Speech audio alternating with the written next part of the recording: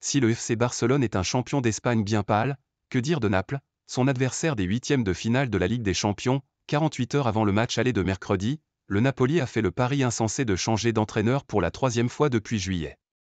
Il y a tout juste un an, Naples survolait la Serie A et faisait trembler le reste de l'Europe. La saison d'après est catastrophique. Avant de défier le Barça, le champion d'Italie est coincé en milieu de tableau, 9e à 27 points de l'Inter, a été éliminé de la Coupe d'Italie et sera sans doute sevré de trophées après sa défaite en finale de la Super Coupe d'Italie. Garcia, Mazzarri et maintenant Calzona, l'impossible succession.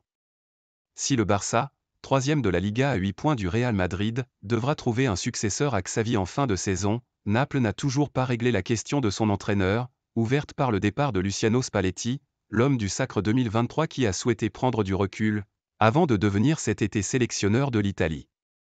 L'omniprésent président propriétaire de Naples, Aurelio De Laurentiis, reconnaît une erreur dans la gestion de ce dossier, non pas en nommant Rudy Garcia en juillet 2023, mais en laissant partir Spalletti. J'aurais dû lui dire plus, tu as signé un contrat il y a 2 ans, tu continues plus. C'est l'erreur qui a déclenché toutes les autres, a expliqué fin janvier le producteur de cinéma. Garcia a tenu 4 mois, avant d'être licencié mi-novembre pour laisser la place à un ancien de la maison, Walter Mazzarri. L'entraîneur italien, dépassé par les événements, a été remercié lundi, avec un bilan plus mauvais que son prédécesseur français, 1,25 points par match en championnat, contre 1,75 à Garcia. C'est maintenant Francesco Calzona, un entraîneur italien habitué au second rôle comme adjoint à Naples déjà, Empoli ou Cagliari, qui doit répondre aux attentes sans doute irréalistes des tifosi napolitains et de Laurentiis. Sélectionneur de la Slovaquie, avec qui il disputera l'Euro 2024, Calzona est accompagné par d'autres anciens membres du staff de Spalletti. Mais il n'a qu'une séance d'entraînement mardi pour préparer le choc contre le Barça. Osimhen, dernière danse sans rythme. Très convoité l'été dernier, Victor Osimhen est reparti avec le Napoli dans un groupe quasiment inchangé. Mais l'attaquant masqué n'a disputé que 13 des 24 matchs de championnat.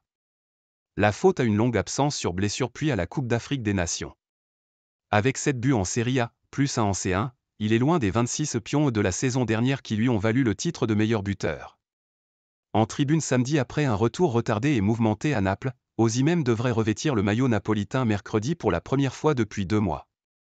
Le Nigérian qui a prolongé son contrat fin décembre, semble déjà avoir la tête ailleurs. Il quittera Naples cet été ou pour le Real Madrid, ou le Paris SG ou un club anglais, a reconnu son président. La malédiction du stade Diego Armando Maradona. Naples peut rentrer dans l'histoire de la Serie A, en réalisant la pire saison d'un champion en titre. Depuis l'instauration de la victoire à 3 points, en 1994 à 95, ce titre est détenu par l'AC Milan QV 1996 à 97 qui avait terminé 11e.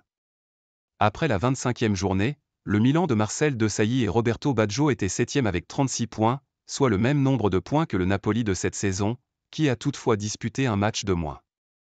Le bilan du Napoli est plombé par ses fragilités devant son public. Il a laissé échapper 18 points, sur 36, à domicile en concédant 5 défaites dans son stade, cette toute compétition confondue en incluant une déroute 4-0 en Coupe d'Italie face à la modeste équipe de Frosinone. Les supporters napolitains redoutent un nouvel épisode de cette malédiction mercredi.